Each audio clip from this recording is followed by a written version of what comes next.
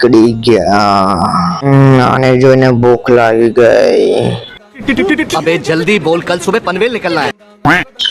So welcome to my new blog with Valmik. તો અમને રાખી હતી જોરદાર ભૂખ અને અમે નીકળી ગયા હતા સાઈ કૃપા નાસ્તા હાઉસમાં। પછી તો ભાઈ કીધા વગર જ લબાલબ સેવ તરી પૌવા સેવસડ અને તકડા સમોસાની બેટિંગ કરી હતી બોસ। પછી મેં અને મારા ભાઈબંધીઓ જે બાકા ચીકી બોલાઈ છે બોસ, ભૂક્કા કાઢી નાખ્યા। ઓલ ટાઈમ આવી જ પબ્લિક રહે છે અને ક્વોલિટીની તો તમે વાત જ ના કરો। એકવાર ખાશો તો બીજી વાર જરૂરથી વિઝિટ કરશો જ। અને આ ખાસમતા વિસ્તારમાં ભાવ સેવસરના નામે પણ આ શોપ ઓળખાય છે।